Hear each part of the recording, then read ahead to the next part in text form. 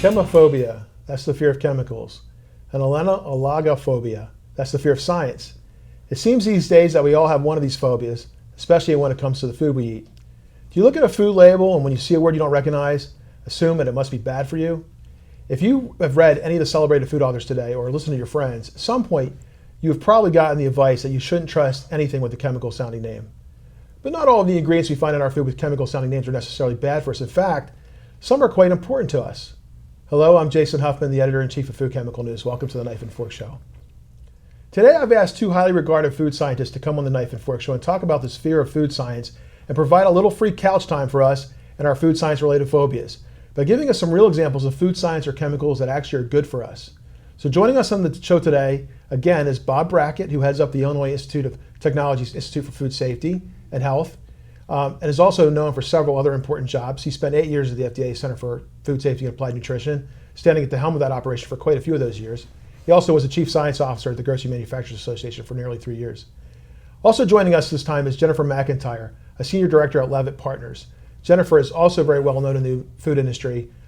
She was, in addition to working at Levitt, she's a staff scientist, or she's been a staff scientist for the Institute of Food Technologists. Recently, she was given one of the lead roles by FT in relation to a massive traceability study for FDA, but we're going to talk about that later. Also, both of my guests are spokespeople for the IFT, so that's a really impressive thing that they do. All right, so I'm going to just kick this off by talking a little bit about what happened. When I was a kid growing up, it was really cool to be associated with science. Kids wanted to be astronauts. They thought what happened in labs was really neat. I don't remember this fear of chemical sounding names or this fear of science. What happened to our understanding of science, our feeling about science? Well, I think it's a number of different things as sort of society evolved from the 1950s and 60s when it was really cool to be a scientist. We had a number of different things go on, including perhaps The Silent Spring by Rachel Carson that focused on sort of the negative aspects of agricultural chemicals. You had more technology being developed that took some of the close interactions that people had with their food. People moved off the farm, people didn't cook quite so much, so much of the control that they thought they may have had, they sort of lost that.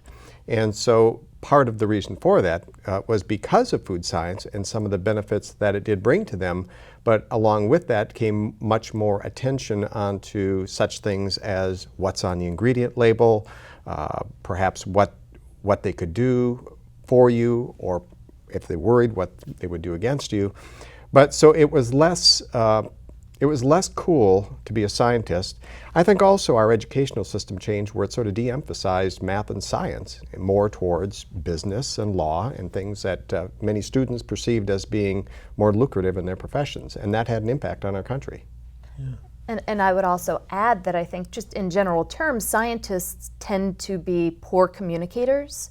And so I think that at the same time that you had the public being more knowledgeable about food and about science in general and asking more questions, I'm not sure that scientists were always well positioned to respond and explain what it was that we're doing and how it benefits society, how it benefits them.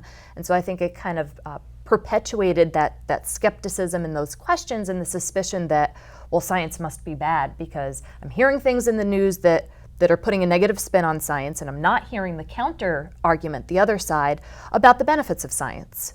Right. Well, let's get into the topic that we came here to talk about, food chemistry.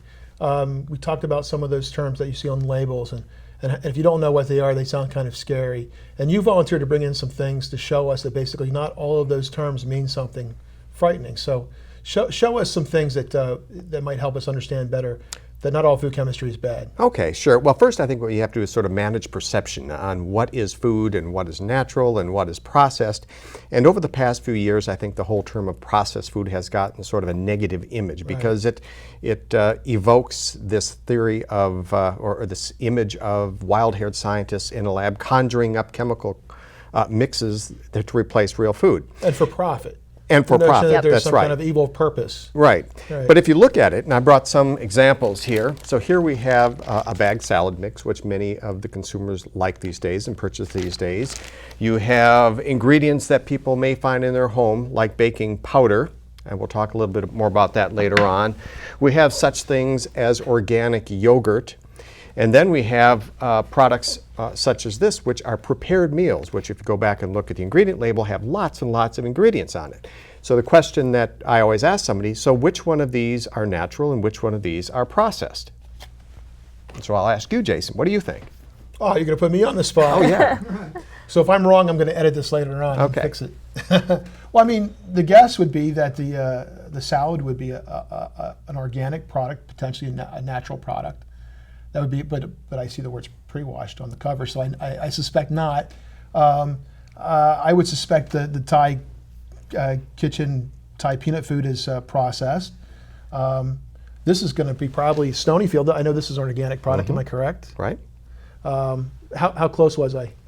Well, you're not wrong, but the truth is that they're all processed. Oh. You can be organic and you can be processed. That is, Right. that they've had something done to them since it left the field or since it left the cow that made it better for consumers and more convenient for consumers. And that's had a lot of benefits for society. That gives us more time to do things. More people can be out in the workforce. We have more time to spend with our families. So there's a lot of other benefits.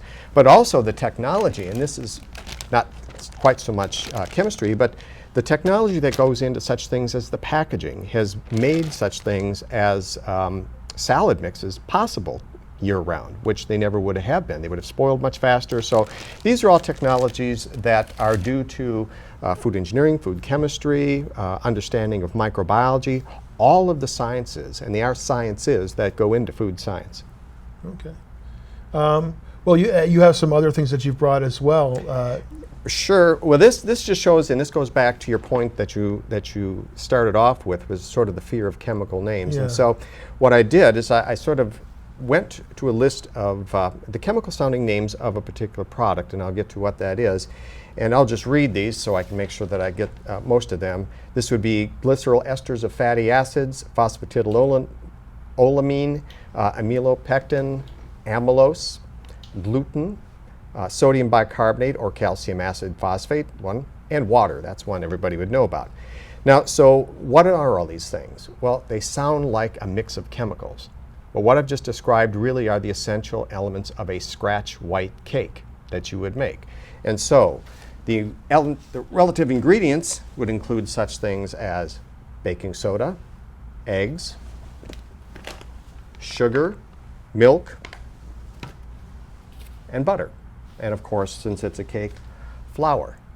So really, many of the ingredients that people would use to prepare things in their own home are exactly the same things that you would use in prepared foods as well. The difference is that because of the regulations that these companies must label the exact ingredients that are used in those foods, so it sounds much more like chemicals than if they were to just say milk and flour and eggs.